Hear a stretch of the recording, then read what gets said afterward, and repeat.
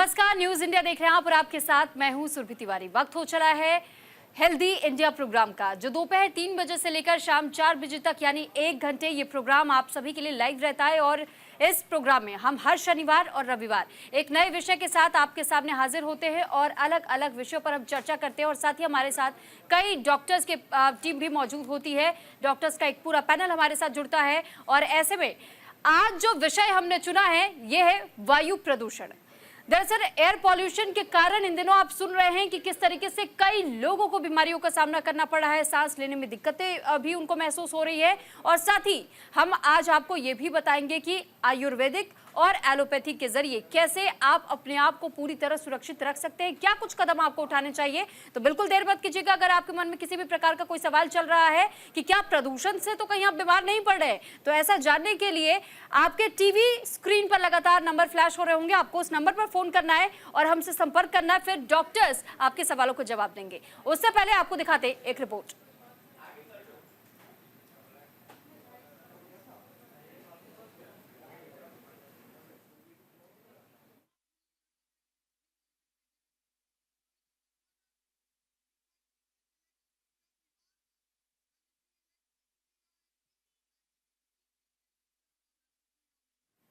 फिलहाल देखिए, वायु प्रदूषण से होने वाली ऐसी कई बीमारियां हैं और साथ ही ना केवल वायु प्रदूषण बल्कि प्रदूषण भी कई प्रकार के होते हैं। और ये जो तस्वीर इस वक्त आप टीवी स्क्रीन पर भी देख रहे हैं, दरअसल ये धुंध की एक मोटी चादर है जो कि प्रदूषण के कारण तैयार हुई है। और इसी जहरीली हवा में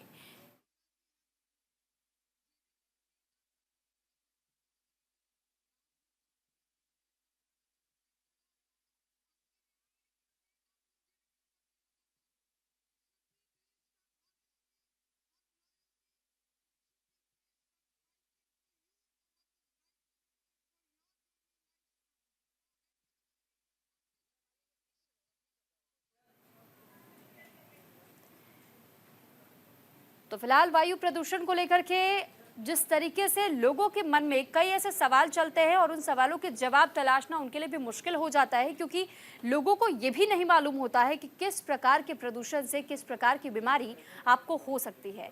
और ऐसे में इन्हीं बीमारियों को समझने के लिए सबसे ज्यादा जरूरी होता है कि अगर आप बीमार हैं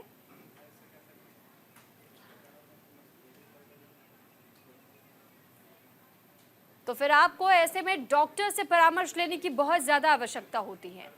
और इसी के साथ में देखिए, कई ऐसे अलग अलग जो प्रदूषण का जिक्र हम कर रहे थे, ये भी जानकारी आपको दे दें कि प्रदूषण सिर्फ वायु प्रदूषण नहीं होता है, बल्कि आपने सुना होगा कि सॉइल प्रदूषण भी होता है, नॉइज पॉल्यूशन भी होता है, यानी ध्वनि प्रदूषण जिसे हम हिंदी में कहते हैं।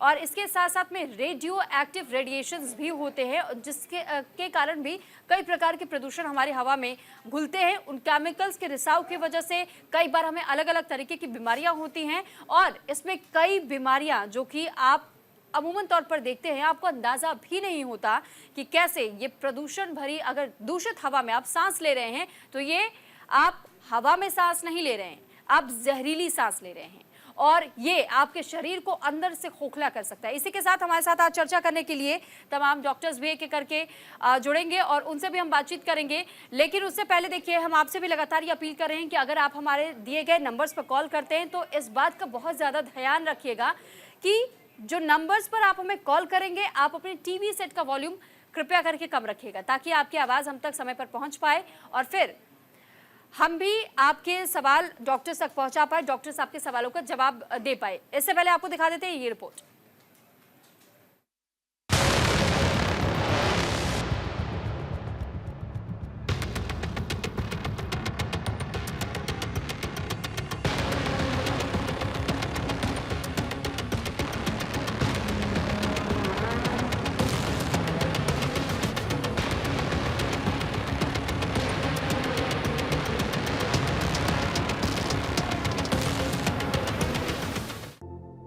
वायु प्रदूषण एक बड़ा पर्यावरणीय खतरा है, साथ ही लोगों की सांसों के लिए भी संकट है। ये प्रदूषण नई नई बीमारियों को जन्म दे सकता है। खास तौर पर सर्दियों के मौसम की शुरुआत होते ही प्रदूषण का ग्राफ भी बढ़ने लगता है। प्रदूषण किसी भी पदार्थ, ठोस, तरल या गैस या ऊर्जा जैसे रेडियो एक्टिविटी, गर्मी, ध्वनि या प्रकाश का रूप ले सकता है। डब्ल्यूएचओ के मुताबिक पर्यावरण विषाक्त पदार्थों के कारण हर साल दुनिया भर में 1.26 करोड़ लोगों की जान जाती है। वहीं द लैंसेट कमीशन की रिपोर्ट में प्रकाशित आंकड़ों के अनुसार साल 2019 में प्रदूषण के कारण दुनिया भर में करीब 90 लाख लोगों की मौत हुई थी और इसी तरीके का आंकड़ा साल 2020, 21, 22 और 23 में भी रहा। अकेले भारत में एक साल में प्रदूषण के कारण 24 लाख लोगों की मौत हुई। ये मौतें अलग अलग तरह के प्रदूषण के कारण हुई हैं। विश्व स्वास्थ्य संगठन यानी डब्ल्यूएचओ ने इस साल मई में प्रदूषित शहरों को लेकर एक रिपोर्ट जारी की। इस रिपोर्ट के मुताबिक दुनिया के टॉप 20 सबसे प्रदूषित शहरों में से 13 भारत के हैं और सबसे भयावह यह है कि टॉप 10 में से 9 भारतीय शहर ही हैं। डब्ल्यूएचओ ने अपनी रिपोर्ट में ये कहा कि इन शहरों में PM 2.5 की सालाना सघनता सबसे ज्यादा है। PM 2.5 प्रदूषण में शामिल वो सूक्ष्म तत्व हैं जिसे मानव शरीर के लिए सबसे खतरनाक माना जाता है, जो किसी भी स्वस्थ व्यक्ति को बीमार और बीमार व्यक्ति को बहुत बीमार कर सकता है। पॉल्यूशन से होने वाली बीमारियों की अगर हम बात करें, लेकिन उससे पहले ये भी जानना बहुत जरूरी हो जाता है कि प्रदूषण कितने प्रकार के होते हैं। वायु प्रदूषण, जल प्रदूषण, ध्वनि प्रदूषण, सॉइल प्रदूषण, रेडिएशन प्रदूषण। प्रदूषण के प्रकार तो आपने जान लिए, लेकिन क्या आप ये जानते हैं कि अलग अलग प्रकार के प्रदूषण आपके शरीर को अलग तरह से नुकसान पहुंचा सकते हैं और आपको बीमार बना सकते हैं। भारत की हालिया स्थिति की बात करें तो इस वक्त दिल्ली NCR की जनता सबसे अधिक वायु प्रदूषण की मार झेल रही है। एक्सपर्ट का मानना है कि दिल्ली में रह रहे लोगों के लिए ये जहरीली हवा एक दिन में 4 से 5 सिगरेट पीने बराबर है, वो भी बिना स्मोकिंग किए। जहरीली हवा में सांस लेना कितना खतरनाक हो सकता है, इसका शायद आपको अंदाजा भी नहीं। इससे आपको कई प्रकार की बीमारियां हो सकती हैं, जैसे अस्थमा, आंखों में जलन, सांस लेने में परेशानी, सिर दर्द, एलर्जी, हृदय रोग, फेफड़ों का कैंसर, तंत्रिका संबंधित विकार, जन्म दोष, त्वचा रोग, ब्रोंकाइटिस। तो आज हम हेल्दी इंडिया में बात करेंगे एयर पॉल्यूशन से होने वाली बीमारियों से बचने के तरीके के बारे में और जानेंगे डॉक्टर से कि कैसे आप इस जहरीली हवा से खुद का बचाव कर सकते हैं। अगर आप बीमार हैं तो क्या इलाज आपके लिए जरूरी है। न्यूज इंडिया के लिए सुरभि तिवारी की रिपोर्ट।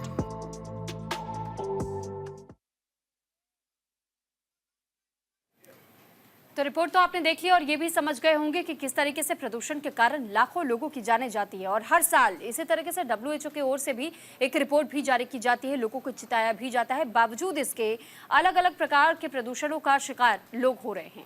ऐसे में सबसे पहले आप देखिए, हम एक एक करके आपको डॉक्टर से भी रूबरू करवाएंगे, लेकिन फिलहाल इस वक्त हमारे साथ स्टूडियो में मौजूद है डॉक्टर नीरज त्रिपाठी जी। आप आयुर्वेदाचार्य हैं, बहुत स्वागत है डॉक्टर नीरज।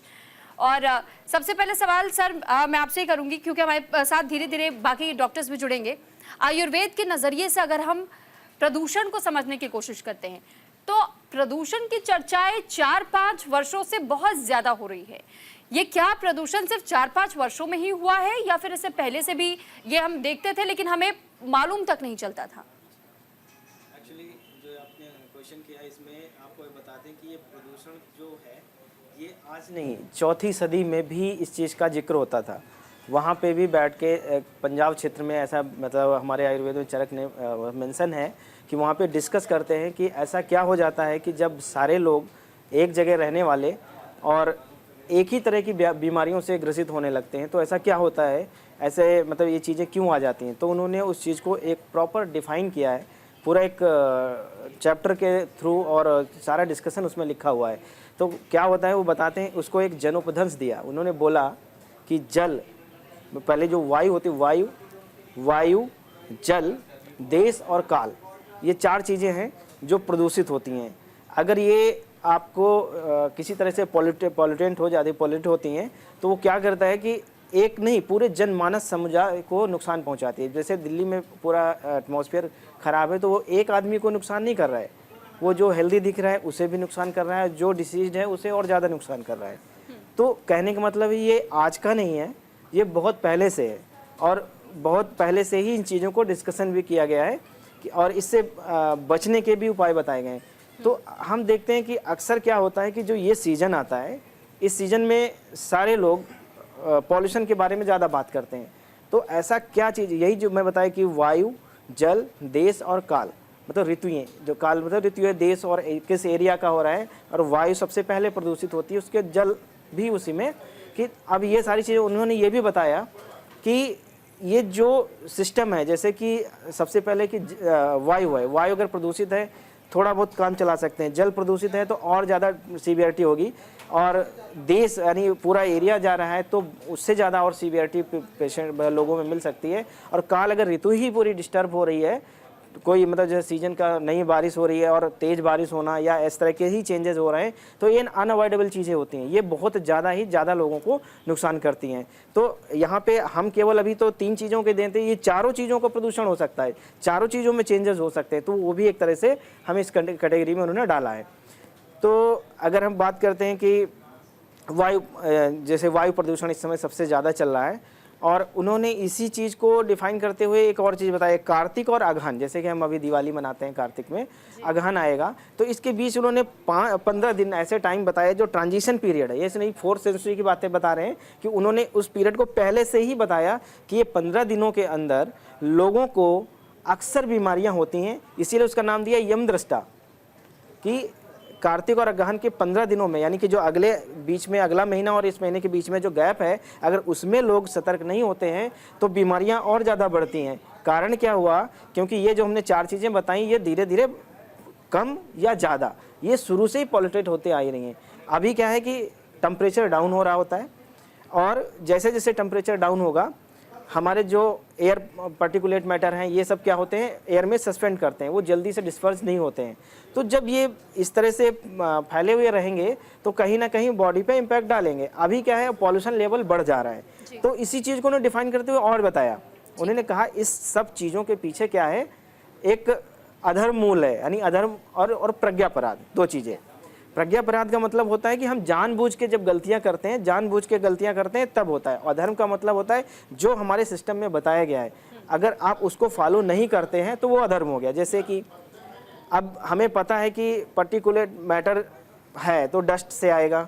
दूसरी चीज़ें हैं कि जो स्मोक है, स्मोक फैलेगा, हमें पता है कि बर्निंग नहीं करनी चाहिए, सबको जानते हैं, गवर्नमेंट उस पर एक्शन ले रही है, चीज़ें कर रही हैं, लेकिन वो क्या है, हम उसको अपने ऊपर लेके उसको नहीं करते। जैसे मान लीजिए कोई फैक्ट्री चला रहा है तो उसमें क्या होता है कि बहुत सारे जो पॉल्यूटेंट निकलते हैं उनको साइक्लोन में डाल के हम उससे पर्टिकुलेट मैटर को रोक सकते हैं, गैसेस को जाने दे सकते हैं, लेकिन क्या होता है वहाँ पे ये चीज़ें नहीं होंगी। ठीक है, मैं आपके पास लौटूंगी। हमारे साथ बाकी तमाम गेस्ट भी इस वक्त जुड़ चुके हैं। मैं एक एक करके आपको गेस्ट के नाम बता देती हूँ।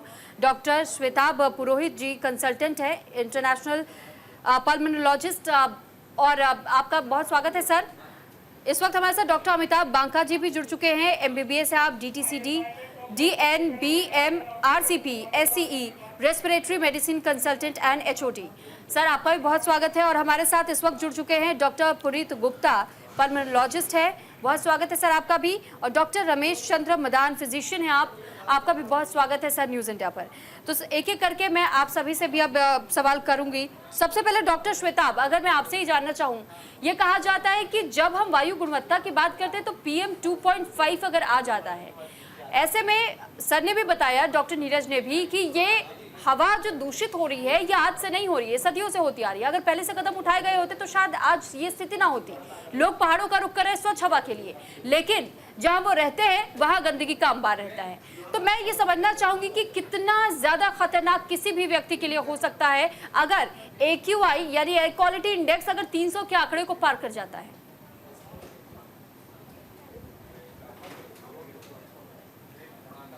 ठीक है, डॉक्टर श्वेताब के पास जाएंगे, लेकिन इससे पहले हम आप अगले डॉक्टर का भी रुख कर लेते हैं। डॉक्टर अमिताभ बांका हमारे साथ इस वक्त बने हुए। डॉक्टर अमिताभ जी, मैं आपसे इस सवाल का जवाब चाहूंगी। देखिए, जैसे आपने बात की एक PM 2.5 के साइज की बात की, तो बेसिकली हमें ये समझना पड़ेगा कि इसका मतलब क्या है। PM 2.5 हम जब कह रहे होते हैं तो 2.5 माइक्रोन के मतलब बहुत छोटे पार्टिकल्स होते हैं जो बेसिकली हवा में मौजूद होते हैं। तो उनका मात्रा जब भी बढ़ेगा, तब PM10, PM2.5 दो साइज की बात करते हैं। तो होता क्या है, PM10 बड़े पार्टिकल्स होते हैं जो आपके ऊपर के ही सांस की नलियों में रह जाते हैं, और PM2.5 क्या है, जो लंग्स के अंदर तक चला जाता है और अंदर जाने के बाद वो ब्लड में भी चला जाता है। तो जब उसकी मात्रा बढ़ेगी आपके वायु में, तो इसका मतलब जो पॉल्यूशन जो आपका बाहर है वो आपके शरीर के अंदर तक घुस जाएगा। जब आपके ब्लड में चला जाएगा, आपके लंग्स में चला जाएगा, तो ऑब्वियसली उसके जो भी साइड इफेक्ट्स हैं वो बहुत ज्यादा आएंगे, और जितना ज्यादा बढ़ता जाएगा आपके इफेक्ट उतने ज्यादा आते जाएंगे। तो जैसा आपने कहा कि AQI अगर 3000 से 300 से ऊपर बढ़ जाता है, तो इसका मतलब हमारी एयर क्वालिटी खराब है, हमारे PM 2.5 की मात्रा ज्यादा है। जितना ज्यादा वो बढ़ता जाएगा उतना ही हमारे लिए हार्मफुल इफेक्ट पैदा करता रहेगा। ठीक है, डॉक्टर पुनीत भी हमारे साथ बने हुए हैं। डॉक्टर पुनीत, मैं आपसे भी समझना चाहूँगी, सर ने भी PM 2.5 के बारे में और ज़्यादा डिटेल में ब्रीफ कर दिया, लेकिन जो कॉमन फैक्टर्स हम देखते हैं या कॉमन तरीके की जो बीमारियां होती हैं वो कौन कौन सी होती हैं, और मैं आपसे कुछ टिप्स भी चाहूँगी कि इनसे हम बचाव कैसे कर सकते हैं।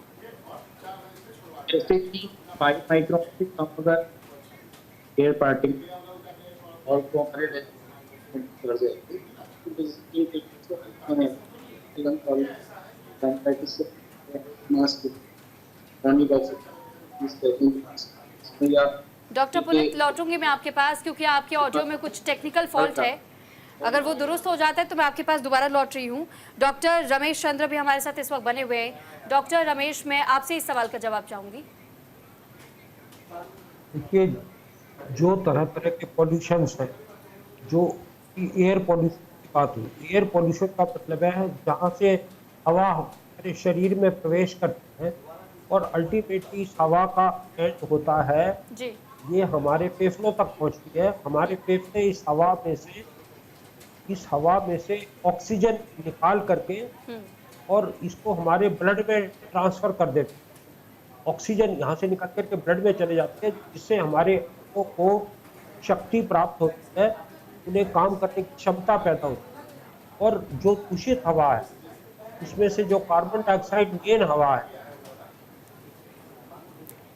ठीक है डॉक्टर, मैं आपके पास भी लौट रही हूँ और डॉक्टर श्वेताब हमारे साथ इस वक्त जुड़ चुके हैं। डॉक्टर श्वेताब, अगर आप तक मेरी आवाज़ पहुँच रही है तो मैं आपसे कुछ टिप्स भी जानना चाहूँगी कि अगर लोग अपना बचाव घरों में ही करना शुरू कर दें तो उसके लिए क्या कुछ पहले स्टेप होते हैं, फिर स्टेप बाय स्टेप अगर हम आगे बढ़ने की कोशिश करते हैं, और अगर बहुत ज़्यादा स्थिति बिगड़ जाती है तो वो ट्रिगर पॉइंट कौन सा होता है? मैम, जिस तरीके से अभी डिस्कस हुआ था एयर क्वालिटी इंडेक्स के बारे में, जी। जैसे मानते हैं हम कि AQI 50 से कम को हम गुड कहते हैं, 50 से 100 तक हम उसको एवरेज मानते हैं, 300 के ऊपर अनहैजार्डस माना जाता है। तो क्लासिकली WHO ने क्लासिफिकेशन भी दिया है, डिपेंडिंग अपॉन AQI आपको अपनी जो प्रोटेक्टिव मेजर्स हैं या जो आपकी लाइफ स्टाइल है उसमें क्या क्या चेंजेस करने चाहिए। तो इसमें देखा गया है कि जब गुड होता है तो you can carry on with all your जो भी आपकी लाइफ स्टाइल है आप उसको कैरी ऑन कर सकते हैं। जब एक बार AQI 100 के ऊपर चला जाए, 100 से 150 के अंदर कहा गया है कि जो सेंसिटिव पीपल हैं, यानी जिनको अंडरलाइंग लंग डिसऑर्डर्स है, अस्थमा है, COPD है, उन लोगों को इस समय ध्यान रखना चाहिए। उसी समय उनको प्रिवेंटिव मेजर्स ले लेने चाहिए, ताकि अपना ट्रीटमेंट है उससे कंप्लाइंट रहें। आउटडोर जो पॉल्यूशन में जा रहे हैं तो मास्क का यूज़ करें। जब AQI 150 से 200 के ऊपर आ जाता है तो जनरली इसको अनहेल्दी माना जाता है। तो वो नॉर्मल पेशेंट जो नेचुरली हेल्दी हैं उनके लिए भी ये टाइम आ जाता है कि आपको उस समय अपनी लाइफस्टाइल में चेंजेस करने पड़ेंगे, प्रोटेक्टिव मेजर्स लेने पड़ेंगे। उसके बाद में जब ये आपका AQI 150 से 200 वहाँ तक पहुँच जाता है, तब आपको अपनी जो एक्सर्शन से, मान लीजिए आप जो जिम कर रहे हैं या आउटडोर में वर्कआउट कर रहे हैं, आपको मॉर्निंग में रनिंग करने की आदत है। जैसे आप चाहते हैं कि ज़्यादातर लोग एक्सरसाइज करते हैं तो मॉर्निंग के टाइम करते हैं या इवनिंग के टाइम करते हैं, और वही टाइम होता है जब लोग या तो ऑफिस जा रहे होते हैं या ऑफिस से वापस आ रहे होते हैं। तो उस समय जो प्रदूषण का लेवल है वो सबसे ज़्यादा होता है। तो उस समय अगर आप आउटडोर एक्टिविटीज़ करेंगे और अगर बाहर जो एयर क्वालिटी इंडेक्स है बहुत ख़राब है, तो वो आपको हेल्थ के बेनिफिट देने की बजाय वो आपको बीमारी दे सकता है। तो आपको उस समय उस चीज़ का ध्यान रखना पड़ेगा। उसके बाद में जब एयर क्वालिटी इंडेक्स 300 के ऊपर चला जाता है, जिसको हम हजार्डस मानते हैं, जैसा कि आजकल दिल्ली और एनसीआर वाले एरियाज में चल रहा है, तो उसमें दो चीज़ें आ जाती है। फिर एक तो होता है पर्सनल प्रोटेक्शन, जो आदमी घर में अपने आप करता है, एक होता है कम्युनिटी लेवल प्रोटेक्शन, जो कि गवर्नमेंट करती है। आइडियली जो कम्युनिटी लेवल प्रोटेक्शन है वो हमें ये सीजन आने से पहले ही कर लेना चाहिए, लेकिन जनरली हमारा प्रोएक्टिव रिस्पॉन्स नहीं होता, हमारा जनरली रिएक्टिव रिस्पॉन्स होता है। ठीक है। तो मन ये है कि उसके अंदर अगर आप कम्युनिटी लेवल पे देखते हैं तो जैसे पराली जो वाला जो है दिल्ली एनसीआर में आसपास में पराली जो डलती है, उस पे कंट्रोल करने की आवश्यकता रहती है, जो ठीक है अभी हमने जी। और पर्सनली हम अगर देखते हैं मैम, तो जैसे आपको जब AQI ये जो हाईली रिस्की पेशेंट्स हैं, मान लीजिए कोई इन्फेंट्स हैं या एल्डरली पेशेंट्स हैं या पेशेंट जिनको अंडरलाइंग लंग डिसऑर्डर्स हैं, तो उन लोगों को बाहर नहीं जाना चाहिए जब तक आपको जरूरत नहीं है। जब आप बाहर जा रहे हैं तो पर्सनल ये व्हीकल्स के अलावा आपको जो पब्लिक ट्रांसपोर्ट है आपको उसका यूज़ करना चाहिए।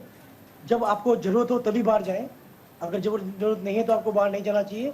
मेनली प्रेग्नेंट लेडीज़ हैं, इन्फेंट्स हैं, ठीक है या डॉक्टर एल्डरली पेशेंट्स हैं। जी, मैं आपके पास लौट रही इसके हूँ। डॉक्टर नीरज, क्योंकि आयुर्वेद का जिक्र भी हम कर रहे थे, अब तक एलोपैथी के नज़रिए से हमने समझा, लेकिन जब हम इलाज की बात करते हैं तो किस प्रकार से आयुर्वेद में अगर कोई भी प्रदूषण के चलते बीमार होता है और कौन कौन सी वो आम बीमारियां हो सकती है, इसके बारे में बताइएगा, और इलाज भी हम जानना चाहेंगे। एक्चुअली आयुर्वेद में अगर देखते हैं तो बताते हैं कि श्वास, कास और मतलब श्वास मतलब जो अस्थमैटिक हो गए, कास, कफ, लगभग सेम वही डिसीजेज बताएंगे। प्रतिस्याय मतलब राइनोरिया हो जाए, जैसे वायरल, हाँ वायरल या कोई भी, क्योंकि पार्टिकुलेट मैटर जब भी हमारे नाक के अंदर जाते हैं तो नाक के अंदर जो टर्बाइनल्स होते हैं इनका बहुत बड़ा एरिया होता है। अगर यहाँ से पास होके जाएगा तो मोस्ट प्रॉब्ली पार्टिकुलेट मैटर्स हमारे नेजल एरिया में रुक जाते हैं, और जो मतलब माउथ से ब्रीदिंग लेते हैं वो सीधे वहाँ पर इरिटेट करते हैं। तो क्या है देखिए, अगर नाक में इन चार चीज़ों को बताएगा, इनको चारों को प्रोटेक्ट करने के लिए आपके पास मैकेनिज्म भी बताएंगे कैसे बचाएंगे इसको। तो सबसे पहले अगर नेजल एरिया को हम देखते हैं तो वहाँ पे आप ऑयल का एप्लीकेशन कर सकते हैं। होता क्या, जो पर्टिकुलेट मैटर है, जैसे आपने 2.5 और 10 हमारे जो इनका साइज है, ये जब अंदर जाते हैं कहीं भी म्यूकोसल मेम्ब्रेन पे जब आते हैं तो उनको इरिटेट करते हैं। जब भी इरिटेट होगा वहाँ पे इन्फ्लामेशन होगा तो जो सेकेंडरी इन्फेक्शंस होते हैं हमारे बॉडी में, चाहे कोई वायरस हो या कोई बैक्टीरिया हो, तो ये उन चीज़ों को इन्फेक्ट करके करते हैं। तो यहाँ पे आयुर्वेद में उसको भी बताया है, भूत मतलब जो भूत बोलते हैं ना, भूत कुछ भी नहीं है, वो वही चीज़ें हैं। उन्होंने सीधा बताया कि जो माइक्रोस्कोपिक होते हैं, प्लियोकार्पिक होते हैं, जो उनका अपना रूप चेंज कर लेते हैं, मांस या ऐसी चीज़ों के ऊपर ज़्यादा ग्रो करते हैं, नाइट में ज़्यादा एक्टिव होते हैं, और रात मतलब दिन में लाइट सनलाइट होती है वहाँ नहीं। तो ये सारी चीज़ें जो बॉडी में है तो ये भी एक इम्पैक्ट करते हैं। तो इनको कंट्रोल करने के लिए क्या है कि आप उस पर्टिकुलर मैटर को देखेंगे, जैसे नाक में कभी बहुत ज़्यादा इरिटेशन होता है और करंट या कोई भी चीज़ हो तो नहीं निकलती है, अगर आप ऑयल लगाते हैं तो थोड़ी देर के बाद निकल जाता है। तो सबसे पहला क्या है कि आपको, हमारे यहाँ 2 ऑयल हैं, अणु तेल है और एक षडबिंदु तेल है। इंडिकेशन अगर ये नहीं है तो भी आप सरसों का तेल हो गया या आप नारियल का तेल है, इसको नाक में भी ले सकते हैं, स्टीम भी ले सकते हैं, लेकिन बहुत ज़्यादा नहीं लेना है, वो भी ध्यान। उसमें आप नीलगिरी ऑयल होता है, टर्पेंटाइन, इनको यूज कर सकते हैं। तो ये क्या होता है कि आपके जो नेजल है उसको डायलेट करता है और ब्रीदिंग को सही करता है। कई बार क्या होता है, जब इरिटेशन होता है तो नाक ब्लॉक हो जाती है, सांस ही नहीं आती, फिर मुंह से सांस लेते हैं। जब मुंह से सांस लेते हैं तो और वो पर्टिकुलेट मैटर डायरेक्टली हमारे उसको जो ब्रोंकस एरिया है इन चीज़ों को इरिटेट करता है और ज़्यादा नुकसान पहुंचाता है। तो अगर एयर की बात करेंगे तो इससे बच सकते हैं। दूसरा क्या है कि अगर बॉडी में जब हमारी ये सब रिएक्शंस चलती हैं, इसको बॉडी रिएक्ट करती है, क्योंकि कोई भी डस्ट पार्टिकल उसे बाहर निकालना चाहेगा तो क्या होगा, स्नीजिंग होगा, छींक आएगी, कफ होगा, और ज़्यादा हो जाएगा तो अस्थमैटिक जैसे अटैक्स आएंगे कि, और उसमें ब्रोंकस हमारा जो होता है कंस्ट्रिक्ट कर जाता है, जिसकी कि ब्रीदिंग प्रॉपर नहीं जाती है। तो इसको निकालने के लिए हमारे यहाँ पे अब जैसे कि देखेंगे कि एक अगर प्रोसेस बताई गई है आगे, मतलब उसको ट्रीटमेंट में जब बॉमन कराना है तो जैसे कफ होता है तो निकल जाता है। तो अभी क्या है कि आप ऐसे कंडीशंस में हमारे यहाँ जैसे सोंठ होती है, तुलसी है, तुलसी को सोंठ को हनी के साथ लेने के लिए बोला गया है, और इससे कहीं सुबह खाली पेट ले सकते हैं। जो हल्दी होती है तो ये बेस्ट एंटीसेप्टिक होती है। अगर इसको हम घी में भून लें और रात को दूध में लेना शुरू कर दें पहले से, जी। तो जो अभी बताया था नाक के अंदर जाके इरिटेशन करता है, इन्फेक्शन हो सकता है, ये उसको भी रोकेगी, इन्फ्लामेशन नहीं होने देगी, कफ कोल्ड सांस की बीमारी को नहीं होने देगी। तो ये हेल्दी पर्सन भी ले सकते हैं और डिसीज वाले भी। ठीक है, हाँ। इस पर और विस्तार से हम चर्चा करेंगे डॉक्टर, और हमारे साथ तमाम डॉक्टर्स भी बने हुए हैं। आप हमारे साथ बने रहिएगा क्योंकि यहाँ वक्त हो चला एक छोटे से ब्रेक का, जल्द हाजिर हो रहे हैं।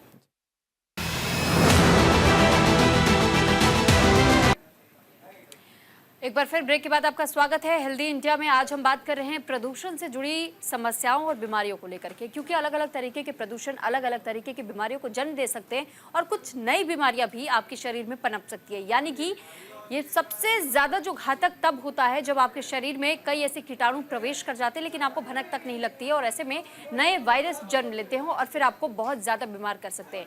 खासतौर पर अब हम चर्चा करेंगे कि अस्थमैटिक पेशेंट्स के बारे में भी थोड़ा और डिटेल में हम जान लेंगे। डॉक्टर श्वेताब का मैं एक बार फिर से रुक कर रही हूँ। डॉक्टर श्वेताब, जो अस्थमैटिक पेशेंट्स है उनके लिए इस हवा में सांस लेना कितना ज्यादा घातक हो सकता है, कितना खतरनाक हो सकता है? क्योंकि दिल्ली में तो हम खासतौर पर ये सुन रहे हैं कि कई जगहों पर 400 तक के लेवल को AQI पार कर चुका है। जी बिल्कुल, आप बिल्कुल सही कह रही हैं मैडम। दिल्ली NCR के अंदर अभी अस्थमा के और एलर्जी के पेशेंट्स बहुत ज़्यादा बढ़ गए हैं जी। हाँ, जो रेस्पिरेटरी OPD अस्थमा की आती थी हमारी, एटलीस्ट उसमें 3 to 4 टाइम्स का इजाफा हो चुका है। जी। मेनली दिक्कत ये होती है कि जब ये पॉल्यूशन होता है उसमें बहुत सारी ऐसी चीजें जो ट्रिगर का काम करती है, जो अस्थमा के मरीजों के अंदर ट्रिगर करता है और उसमें एक एक्सेसिवेशन आ जाता है। तो जो इसमें सबसे जरूरी ये चीज है कि लोग जो है अपना प्रोटेक्टिव इक्विपमेंट्स जो है उसका ध्यान रखें, जब भी बाहर जाते हैं तो मास्क पहन के रखें। दूसरा, जो भी उनका अस्थमा का ट्रीटमेंट अंडरलाइन चल रहा है उसको कंटिन्यू करें, उसको बंद नहीं करें। ज़्यादातर मरीजों में ऐसा देखा गया है कि जैसे ही उनके सिम्टम्स में इंप्रूवमेंट आ जाता है वो अपना अस्थमा या इनहेलर है उसको लेना छोड़ देते हैं। लेकिन इस समय उनको ध्यान रखना चाहिए क्योंकि AQI इतना ज़्यादा बढ़ा हुआ है, इतना ज़्यादा पॉल्यूशन है, तो बहुत ज़्यादा रिस्क है कि अस्थमा का एक एक्सेसिवेशन हो सकता है और वो लाइफ थ्रेटनिंग भी हो सकता है। जो इवन मॉर्बिडिटी है, मोर्टेलिटी है, वो भी बढ़ रही है। जो हॉस्पिटल एडमिशन जो जनरली पेशेंट्स आते थे, जो दवाई लेके चले जाते थे, आजकल इमरजेंसी में भी अस्थमा वाले से आने वाले मरीजों की संख्या बढ़ गई है और जो ICU में एडमिशन हैं वो भी बढ़ गए हैं। जो सिर्फ अस्थमा नहीं, जितने भी रेस्पिरेटरी रिलेटेड डिसऑर्डर्स हैं, जो निमोनिया है, अपर रेस्पिरेटरी ट्रैक्ट इन्फेक्शन वाले हैं, जो लोअर रेस्पिरेटरी ट्रैक्ट इन्फेक्शन वाले हैं, निमोनिया वाले पेशेंट्स हैं, वो भी बहुत ज़्यादा बढ़ गए हैं। तो देखा गया कि अस्थमा में बहुत ज़्यादा सीवियरिटी हो गई है। तो मैं आपके टेलीविजन के माध्यम से सभी पेशेंट्स को बोलना चाहूँगा कि अगर आपका कोई ट्रीटमेंट चल रहा है तो अस्थमा का ट्रीटमेंट है, आप उसको रेगुलरली उससे कंप्लाइंट रहें, उसको लगातार लेते रहें, क्योंकि बहुत ज़्यादा चांसेस हैं कि अस्थमा इस समय बिगड़ सकता है। ठीक है डॉक्टर, मैं आपके पास लौट रही हूँ। डॉक्टर अमिताभ भी हमारे साथ बने हुए। डॉक्टर अमिताभ, अच्छा, कंफ्यूजन सबसे बड़ा ये भी रहता है कुछ लोगों के मन में कि वायरल ही है या फिर ये प्रदूषण के वजह से बीमार हो रहे हैं लोग। और कई बार हमने ये भी देखा है कि सीजन जैसे जैसे बदलता है और जब गर्मियों का मौसम जाता है, सर्दियों का मौसम की शुरुआत होती है, तो उस बीच भी लोग कहते हैं कि उन्हें वायरल हो गया है। तो ये समझ कैसे आएगा कि आप प्रदूषण की वजह से बीमार हुए हैं या महज वायरल है मौसम चेंज की वजह से? जी, अच्छा सवाल है, क्योंकि अक्सर ये कंफ्यूजन होता है, क्योंकि वायरल भी इसी टाइम पे आता है और प्रदूषण का भी इफेक्ट थोड़ा सा ज्यादा इस समय पे रहता है। सबसे इम्पोर्टेंट फैक्टर जो वायरल के अंदर होता है वो एक फीवर होता है। अगर पेशेंट को फीवर भी आया है और बॉडी एक है, जो वायरल के और जो सिम्टम्स होते हैं जिसमें नाक बहना, बंद रहना, छींक आना सिर्फ नहीं है, बुखार, बॉडी एक, ये सब जो अगर आपको साथ में आ रहे हैं तो मोस्ट लाइकली ये आपको वायरल इन्फेक्शन की वजह से है। क्योंकि अक्सर जब भी इन्फेक्शन होता है शरीर में तो उसका पहला जो सिम्टम होता है वो एक बुखार होता है। तो अगर आपको बुखार भी आ रहा है साथ में तो अनलाइकली है कि ये केवल पॉल्यूशन की वजह से है। इसका मतलब कि यहाँ कहीं ना कहीं आपको इन्फेक्शन भी है। अब दिक्कत तब होती है जब आपको इन्फेक्शन की वजह से भी दिक्कत हो रही हो और साथ में पॉल्यूशन की वजह से भी दिक्कत हो रही हो, तो वहां पे कभी कभी डिफरेंशिएट करना मुश्किल हो सकता है। हाँ, अगर वायरल में और पॉल्यूशन में डिफरेंशिएट करना हो तो बुखार एक बहुत इंपॉर्टेंट फैक्टर है जो हमें बता सकता है कि ये वायरल है या नहीं। ठीक है डॉक्टर, मैं आपके पास लौट रही हूँ। हमारे साथ डॉक्टर पुनीत गुप्ता भी बने हुए। डॉक्टर पुनीत, हमने ये भी देखा है कि अक्सर लोग जो चाहे उसे वायरल से कंफ्यूज होकर के या फिर इन्फेक्शन का शिकार होकर भी अगर वो समझते हैं, लेकिन ट्रीटमेंट खुद शुरू कर देते हैं वो घर पे, और चाहे वो पैरासीटामोल हो या फिर एलर्जी भी अगर हो रही है तो वो छोटी सी एक टैबलेट सिट्रिजिन की वो ले लेते हैं, और एंटी एलर्जिक और भी कई सारे एंटीसेप्टिक क्रीम्स आते हैं या फिर और कई सारे टैबलेट्स आते हैं तो उनका सेवन करना शुरू कर देते हैं। तो वो ट्रिगर पॉइंट क्या होता है, कब लोगों को ये समझने की बहुत ज़्यादा ज़रूरत होती है कि उन्हें खुद से ट्रीटमेंट नहीं करना चाहिए, उन्हें डॉक्टर के पास चले जाना चाहिए?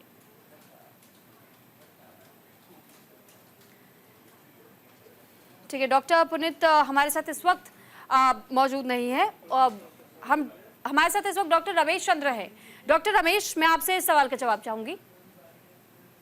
देखिए, ऐसा है, सबसे इम्पोर्टेंट है, अगर सांस की तकलीफ की शुरुआत है फिर तो आप घर पर थोड़ा बहुत ट्रीटमेंट ले सकते हैं। अगर सांस की तकलीफ ज़्यादा हो रही है तो उसका बढ़ने के साथ साथ अगर शरीर को पूरा ऑक्सीजन नहीं मिलेगी तो तबीयत खराब होने का चांस। मान लीजिए आपको बुखार तेज हो रहा है, मान लो आपका नाक बंद है, मान लो आपका बलगम पकना शुरू हो गया, चिपचिपा हो गया, निकलने में बड़ी तकलीफ होती है, ऐसे में तय है कि सांस फूलेगा आपका। अगर सांस ज़्यादा फूलेगा तो आपकी तकलीफ नॉट ओनली आपको डिस्कम्फर्ट होगा, साथ साथ बढ़ते हुए आपके हार्ट की उसकी परेशानियां भी ट्रिगर हो सकती है। तो ऐसे में ज़रूरी है शुरुआत में आप जैसे ही आपको तकलीफ होती है, पहला काम नाक को खुला रखें। नाक अपने आप में खुल पाती है, साफ करने से साफ हो जाती है, हल्का फुल्का स्टीम करने से साफ हो जाती है तो बहुत अच्छा। नहीं तो आप नेजल ड्रॉप डाल करके नाक को खोल लीजिए, थोड़ा स्टीम कर लीजिए ताकि जो अंदर जमा हुआ मैल है वो निकल जाए, सांस का रास्ता खुलेगा, सांस प्रॉपर आना शुरू हो।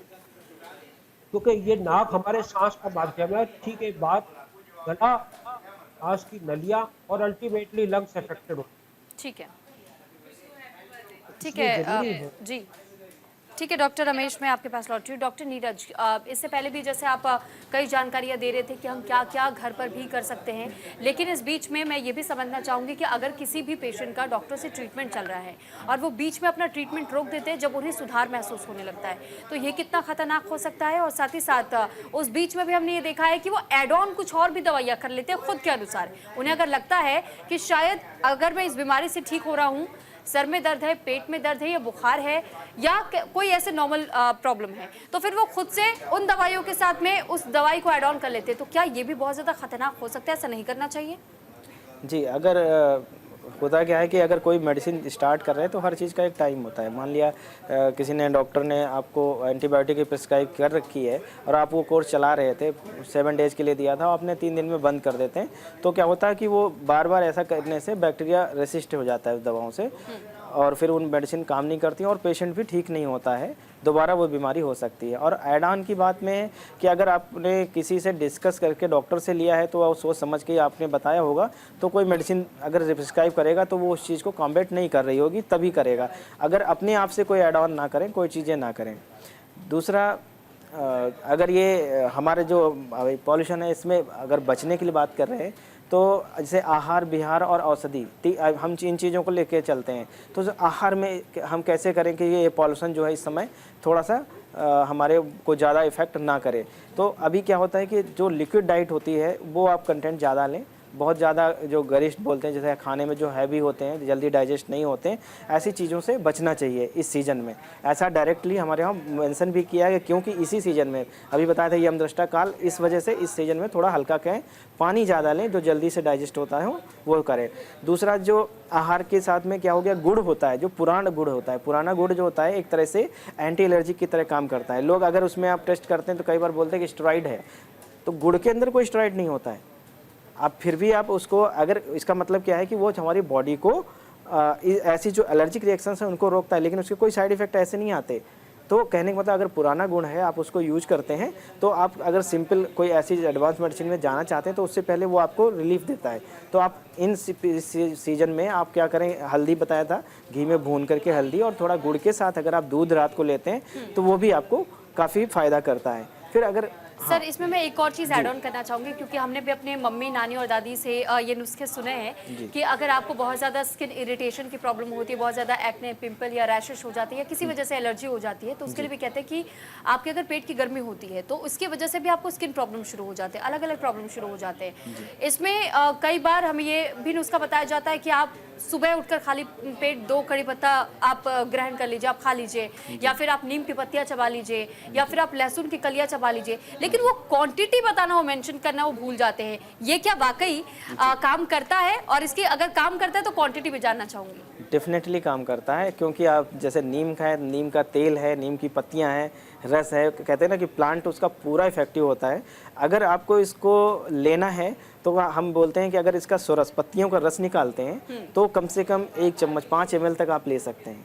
इस तरह से अगर आप निकालेंगे तो पत्तियों की काउंटिंग करेंगे तो ज़्यादा आएगी। तो मेरे हिसाब से दूसरा क्या है, अगर इसको पीस के लेना है, कल्क बना के भी ले सकते हैं, तो भी वो लगभग 1 चम्मच के आसपास ऐसा हो तो आप ले सकते हैं उसको। इतनी क्वांटिटी आपको नुकसान नहीं करेगी, क्योंकि हमारे यहाँ पे इन चीज़ों को बताया गया कि कल्क कितना लेना है, टैबलेट कितनी होती, डोज उसकी, तो उसका मेंशन है, तो कोई दिक्कत नहीं है। और दूसरा क्या है, पानी में डाल के उबालना है तो काफ़ी ज़्यादा थोड़ी सी क्वांटिटी होनी चाहिए। उसको पानी में उबाल के पूरी बॉडी भी धो सकते हैं, और ये वेल प्रूव्ड है। और अजाडायरेक्टिन उसके अंदर होता है जो बैक्टीरिया को मारता है।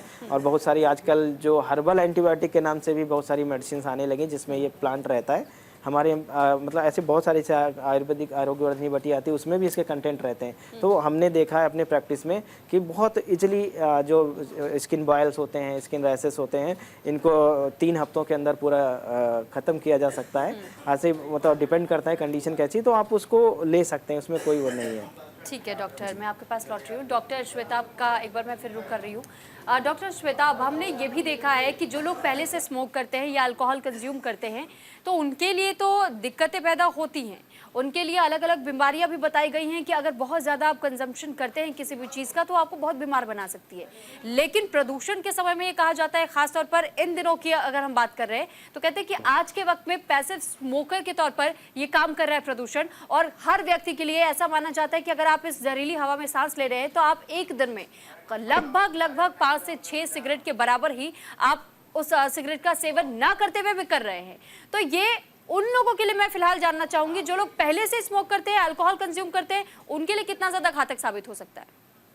मैम, जिस तरीके से आपने खुद ही बताया कि जो लोग स्मोकिंग करते हैं डेफिनेटली उनकी इम्यूनिटी, उनका जो लंग है, जो कुछ सेल्स होती है जिनको हम कहते हैं लंग के अंदर मैक्रोफेजेस, जी, जो कोई भी फॉरेन पार्टिकल आता है जो इन्फेक्शन आता है एलर्जी के अगेंस्ट प्रोटेक्ट करती है बॉडी को, उसकी मात्रा कम हो जाती है। तो डेफिनेटली उनको तो नॉर्मल से बहुत ज्यादा खतरा पहले ही है। तो बहुत इंपॉर्टेंट पार्ट ये है कि जो पैसिव स्मोकिंग का पोर्शन बताया आपने, तो आजकल देखा गया है कि पहले इनिशियली आज से 10-15 साल पहले की बात मान लें हम, तो मोस्ट कॉमनली जो लंग कैंसर का पेशेंट आता था उसकी प्रोफाइल ये हुआ करती थी कि मेल है, 50 to 60 ईयर्स की उसकी एज होती थी अप्रोक्सीमेटली, और क्रॉनिक स्मोकर होता था। तो स्मोकर्स के अंदर मोस्ट कॉमनली था। लेकिन प्रेजेंट सिनेरियो में ऐसा हो गया है कि जो एवरेज एज है जिस पे पेशेंट प्रेजेंट करता है दैट इज ओनली 40 to 50 हो गई है, जो मोस्टली नॉन स्मोकिंग होते हैं। और उसके अलावा जो फीमेल्स है उनकी जो उनका जो भी क्वांटम है वो बढ़ गया है। तो आजकल पैसिव स्मोकिंग जो मोस्ट कॉमन इसमें हो रहा है वो है कि जो आपका पार्टनर है अगर वो स्मोक करता है जी। उसके अलावा जो एयर पोल्यूशन है, एयर पोल्यूशन बहुत ही ज्यादा कॉमन हो गया है। आप देखेंगे और मेनली मेट्रो सिटीज के अंदर बहुत ही ज्यादा कॉमन हो गया है कि नॉन स्मोकिंग फीमेल्स जो है उनके अंदर ये वाला कैंसर आ रहा है। तो स्मोकर्स और नॉन स्मोकर्स दोनों के अंदर ही बहुत ज्यादा खतरा बढ़ गया है इसका। जो रेस्पिरेटरी इलनेस है, जो मैग्नेंसी और नॉन मैलिग्नेंट दोनों ही, नॉन मैलिग्नेंट के अंदर अपर रेस्पिरेटरी ट्रैक्ट इन्फेक्शन, जो लोअर रेस्पिरेटरी ट्रैक्ट इन्फेक्शन है, निमोनियाज हैं एंड लंग कैंसर, तो दोनों ही बढ़ गए हैं और स्मोकर्स के अंदर तो बहुत ज्यादा। ठीक है डॉक्टर, आपके पास लौट रही हूँ। डॉक्टर अमिताभ भी हमारे साथ बने हुए। डॉक्टर अमिताभ, आपसे मैं ये समझना चाहूंगी, अगर गर्भवती महिलाओं की हम बात करते हैं, जिस तरीके से हवा इन दिनों बेहद प्रदूषित मानी जा रही है, ऐसे में उन महिलाओं को कितना ज़्यादा नुकसान ये हवा पहुंचा सकती है? क्योंकि हमने देखा है कि बहुत वर्किंग वुमेन्स भी होती हैं और कई ऐसी महिलाएं होती हैं जो अपनी सेहत का ध्यान रखने के लिए भी प्रेगनेंसी के दौरान वो बाहर वॉक करना चाहती है, बाहर अगर वो मार्केट तक भी जाती हैं, तो क्या उससे भी बचने की ज़रूरत है या वो इतनी देर के लिए घर से बाहर निकल सकती है और उन्हें क्या कुछ प्रिकॉशंस लेने चाहिए? बिल्कुल। जब हम गर्भवती महिलाओं की बात करते हैं तो ये, जैसे हम स्मोकिंग के लिए एक एग्जांपल लेते हैं कि जो गर्भवती महिलाएं स्मोक करती हैं तो उनके यहाँ भी बच्चों को बहुत ज्यादा इफेक्ट पड़ता है। तो सेम चीज हम एयर पॉल्यूशन के लिए भी कह सकते हैं, क्योंकि जब वो ज्यादा एक्सपोजर में आते हैं पॉल्यूशन के तो उनके भी, देखिए अभी जैसे हम डॉक्टर साहब ने कहा कि लंग कैंसर का इंसिडेंस बहुत बढ़ गया है नॉन स्मोकर्स में, यंग लोगों में, ऐसे ही जो सीओपीडी बीमारी है जो पहले केवल स्मोकिंग रिलेटेड होता था, अब most common cause of COPD आपका एयर पॉल्यूशन हो गया है। अब इट इज नॉट स्मोक, आप समझ रहे हो? तो एयर पॉल्यूशन जो है वो हर हर हर तत्वे को, हर किसी को इफेक्ट कर रहा है। और जब गर्भवती महिला होती है तो हमें ज्यादातर ख्याल रखना पड़ता है, क्योंकि वो सिर्फ अपना ही सेहत का नहीं ध्यान रखना होता है, उनको एक अंदर जो बच्चा पनप रहा है उसका भी ध्यान रखना है। जैसा मैंने आपको बताया था कि पार्टिकुलेट 2.5 जो होता है वो आपके बॉडी में अंदर ब्लड तक चला जाता है। जब वो ब्लड में जाएगा तो ऑब्वियसली वो जो फीटस है उस तक भी पहुंचेगा, उसको भी अफेक्ट करेगा। तो उसमें लो बर्थ वेट होना, प्री मेच्योरिटी होना, बर्थ डिफेक्ट्स होना, तो ये सब चीजें बहुत बढ़ जाती हैं। तो गर्भवती महिलाओं को तो खासकर ख्याल रखना चाहिए कि स्मोक के, एक तो स्मोकिंग ना करें, दूसरा जो स्मोक करे उसके आसपास ना रहें, और जब पॉल्यूशन की लेवल ज्यादा हो तो अपना और ज्यादा ख्याल रखें। खासकर अगर बाहर निकल रहे हैं, निकलना ही है, तो मास्क जरूर लगाएं। क्योंकि देखिए, मास्क का कल्चर कोविड के कारण एटलीस्ट हमें एक कल्चर बता दिया गया है कि मास्क एक बहुत इफेक्टिव चीज है और हमें उसको अपनाना चाहिए। और खासकर जब, जैसे दिल्ली का आपने जो एटमॉस्फेयर दिखाया है, दिल्ली का जो माहौल होता है, और ये सिर्फ दिल्ली तक सीमित नहीं है। जैसा आपने बताया कि 9 में से 10 सिटीज जो हैं भारत के हैं सबसे ज्यादा पॉल्यूटेड, तो ऑल ओवर इंडिया का प्रॉब्लम है। ऑल ओवर इंडिया में पॉल्यूशन एक बहुत ज्यादा फैला हुआ है। तो गर्भवती महिलाओं को इसमें और ज्यादा ख्याल रखना चाहिए। देखिए, अब बाहर निकलना है, कई बार मजबूरी भी होती है, डॉक्टर के पास भी जाना होता है, तो निकलना तो जरूरी होता है। तो उसमें सबसे इंपॉर्टेंट चीज है कि मास्क लगाएं। अगर उनको पहले से कोई बीमारी है, दमा है या कोई है, उस पे और ज्यादा ख्याल रखें, उनकी दवाइयों को नियमित तौर से लेते रहें। तो गर्भवती महिलाओं के लिए भी बहुत जरूरी है कि वो पॉल्यूशन से अपना बचाव करें। ठीक है डॉक्टर, मैं आपके पास लौट रही हूँ। डॉक्टर रमेश भी हमारे साथ बने हुए हैं, तो डॉक्टर रमेश का भी रुख कर लेते हैं। डॉक्टर रमेश, अब तक हमने गर्भवती महिलाओं के बारे में बात कर ली, आहार के बारे में बात कर ली, हमने यहाँ तक कि अस्थमा पेशेंट्स के बारे में बात कर ली, लेकिन ये भी कहा जाता है कि जिनकी उम्र बहुत ज़्यादा होती है या जो हार्ट के मरीज हैं, ऐसे में उनके लिए भी इस प्रदूषण के समय में ये कहा जाता है कि कोशिश आप ये कीजिए कि अगर बहुत ज़्यादा ज़रूरी नहीं है, आप अपने घरों में रहिए। आपकी सेहत पर बहुत जल्दी इसका प्रभाव होता है और फिर आपकी जान भी जा सकती है। तो क्या ये सच्चाई है? हार्ट पेशेंट्स को खास तौर पर इस बात का बहुत ज़्यादा ध्यान रखने की ज़रूरत है।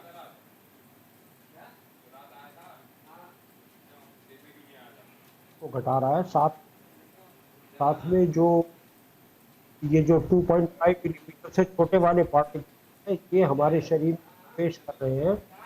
ये धीरे धीरे हमारी हड्डियों को भी नुकसान, हार्ट को भी नुकसान करते हैं जी। हार्ट अटैक के अलावा हार्ट की पंपिंग कैपेसिटी में बहुत कमी होती है, और हार्ट फेलियर पेशेंट के लिए तो सुबह और शाम बहुत खतरनाक, क्योंकि सुबह और शाम में क्या होता है कि एक स्मॉग की लेयर बनती है, नीचे धुआं होता है जो ऑटोमोबाइल और बाकी फैक्टर्स का है, और सुबह और शाम से फॉग होता है। वो एक फॉग एक लेयर बना देता है जिससे कि वो धुआं उठ ही नहीं पाता, और 8-10 फुट जमीन से हाइट तक एक स्मॉग का एक बन जाता है। अगर आप सुबह शाम सैर करने जाएंगे तो आप वही धुआं इनहेल करते हैं जिसके अंदर सारे टॉक्सिन्स, चाहे वो लेड है, चाहे वो कार्बन मोनोऑक्साइड है, चाहे कंक्रीट है, इस तरह की चीज़ों का मिलाकर के ऐसा खतरनाक कॉम्बिनेशन बन जाता है जो कि लेना और ज़्यादा। तो हार्ट वालों के लिए बेस्ट यही है कि जब वो सुबह धूप निकलने लगे ताकि वो फॉग हट जाए और नीचे का धुआं जो रात पर गाड़ियाँ चलने से हुआ है वो वातावरण में चला जाए, मिक्सअप हो जाए, तो हवा थोड़ी साफ हो जाएगी। तो अच्छा ये रहेगा कि टाइम सैर करके जाए रादर देन सुबह सुबह, क्योंकि हार्ट के को कई तरह से इफेक्ट। ठीक है, ठीक है, मैं आपके पास भी लौटूंगी। डॉक्टर नीरज, क्योंकि अभी हमने सुना कि एलोपैथी के जरिए भी इसका क्या कुछ ट्रीटमेंट्स हो सकते हैं, कितना बचाव करने की ज़रूरत है, आयुर्वेद के नज़रिए से भी हम समझना चाहेंगे, चाहे हम जब बात बड़े बुजुर्गों की करते हैं, बिल्कुल छोटे बच्चों की करते हैं, या फिर आस्थमेटिक पेशेंट्स या हृदय रोग के लोगों की करते हैं, तो फिर किस तरीके से ख्याल रखना बहुत ज़्यादा ज़रूरी होता है? गर्भवती महिलाओं को क्या करना चाहिए आयुर्वेद के नज़रिए से? जी, एक्चुअली क्या ना, हमने अभी मेंशन किया था कि आहार, विहार और औसत तीनों चीज़ इम्पॉर्टेंट हैं। तो इसमें गर्भवती महिला या बुजुर्ग हैं जिनको कार्डियक प्रॉब्लम है, या छोटे बच्चों का क्या होता है, लंग्स जो लगभग 2 साल तक पूरा डेवलप नहीं हो रहा था, मतलब डेवलप हो रहे होते हैं एल्वियोलाई, तो कहीं अगर उनको इफेक्ट होता है तो ज़्यादा दिक्कतें आती हैं। तो ऐसे में अगर छोटे बच्चे हैं तो हमने जो ये बिहार में आएगा, यानी कि लाइफ स्टाइल में आएगा उनके, तो वो क्या करना है, अभी जब ज़्यादा एटमॉस्फेयर ख़राब है तो उनको आउटडोर एक्टिविटी के लिए मना करना चाहिए। घर में क्या करें, दरवाज़ा बंद करके जो एग्जॉस्ट फ़ैन होते हैं, अगर उनको घर में 2-3 बार चला देते हैं 15-20 मिनट आधे घंटे के लिए, तो क्या होता है जो अंदर का कई बार डस्ट पार्टिकल्स होते हैं वो काफ़ी बाहर हो जाते हैं। तो एक इससे बचना चाहिए। दूसरा कि जितनी भी बच्चों के लिए आउटडोर एक्टिविटी हो चाहे एडल्ट हो उनके लिए भी उनको घर पे बच्चों को अगर हम घर पे एक्सरसाइज या घर के जो इंडोर गेम हैं वो कराते हैं तो उनके लिए बेनिफिट रहता है। ऐसे बुजुर्ग जो आदमी हैं वो घर पे योगा कर सकते हैं। इस योगा में हमने बताया जो बेस्ट होता है कि कपाल भाती, एक सुना होगा। तो कपाल भाती में क्या होता है कि हम जैसे कि अभी और ब्रीदिंग करेंगे, इन करेंगे, एक्सहेल करेंगे, ऐसा नहीं होता है। इसमें क्या होता है हम बहुत एफर्टलेसली यानी रिलैक्सली सांस लेते हैं, जितनी अंदर जाती है उसको लेते हैं और फिर उसको बाहर निकालते हैं लगातार जब तक कि पूरी बाहर नहीं निकलने की कोशिश करते हैं निकालने की। तो क्या होता है जो अंदर हमारे जब भी टॉक्सिन्स हों या कोई चीज़ वो बाहर निकलते रहते हैं।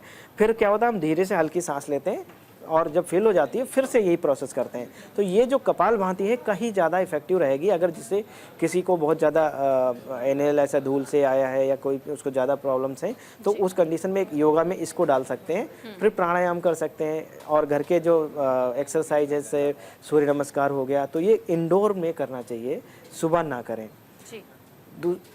और अगर हाँ रहे कि मेडिसिन की बात, अगर कि अगर मेडिसिन है कि कोई चीज़ ऐसी लें तो हमारे यहाँ पे ऐसे सीजन्स के लिए सबसे अच्छा बताया गया है रसायन थेरेपी। रसायन कुछ भी नहीं होता, it is a one type antioxidant. हमारी बॉडी में जब भी जैसे सर ने बताया कि कार्बन मोनोऑक्साइड है या हमारी जो भी सल्फर डाइऑक्साइड कोई भी गैसें इनहेल करते हैं वो क्या करती है एसिडोसिस करती हैं, जो भी है फ्री रेडिकल्स जनरेट करते हैं। इनको अगर हमें हटाना है तो हमारे बॉडी से फ्री रेडिकल रिएक्शन नहीं होनी चाहिए। तो इसके लिए जैसे च्यवनप्राश हो गया, हमारे वहाँ बताया कि इसमें विटामिन सी होता है और ब्रह्म रसायन बच्चों के लिए स्पेशली हो गया। ऐसे बच्चों को दे सकते हैं जो रेगुलर मेडिसिन नहीं और उनको रसायन की तरह दूध के साथ मिला के अगर देते हैं तो ठीक है। हल्दी वाला दूध रात को दे सकते हैं। हरितकी चूर्ण जो होता है, हरड़ होता है, उसको गुड़ के साथ रात को थोड़ा सा देंगे तो उससे पेट साफ, जो आप बोल रहे थे पेट खराब हुआ तो स्किन के रैशेस आ गए, ये बेल अगर आप कुछ भी खाते हैं बॉडी में रहता है और वो अगर इम्प्रॉपर है तो वो क्या होगा लूज मोशन लग जाएगा, वो निकलेगा बाहर। अगर वो रुकता है पेट में कहीं ना कहीं तो दिक्कत होता है। तो ऐसे डाइजेस्ट करके हरितकी क्या करती है उस खाने को डाइजेस्ट करके बाहर। हम ये मान सकते हैं कि प्रदूषण के कारण डाइजेशन में भी दिक्कतों का सामना करना पड़ सकता है क्योंकि कीटाणु हमारे शरीर में प्रवेश करते हैं। जी, कीटाणु तो आप डायरेक्टली क्योंकि देखिए वैसे भी हैं और वैसे भी रहते हैं। अभी क्या होता है हमने बताया कि जो पार्टिकुलेट मैटर है वो इरिटेट करता है।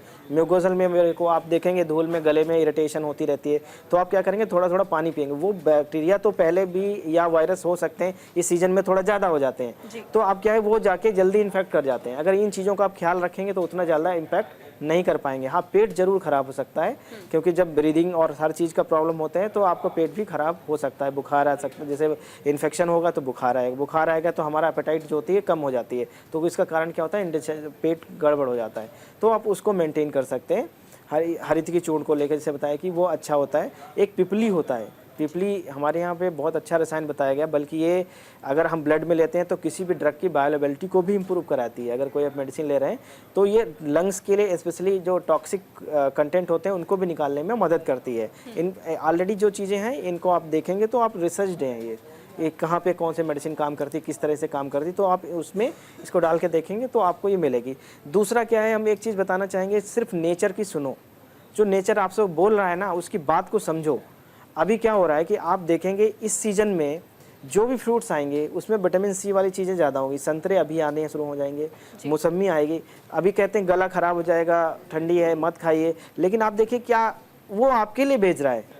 आपकी ऐसी जो एंटीऑक्सीडेंट होंगे जो फ्रूट्स, अभी ड्राई फ्रूट्स में देखिए और मूंगफली को देखिए, अभी जो ये सीजन आएंगे ऐसी चीज़ें, इसमें क्या होता है वालनट हो गया, इसमें आप कहते हैं ओमेगा 3 फैटी एसिड होता है।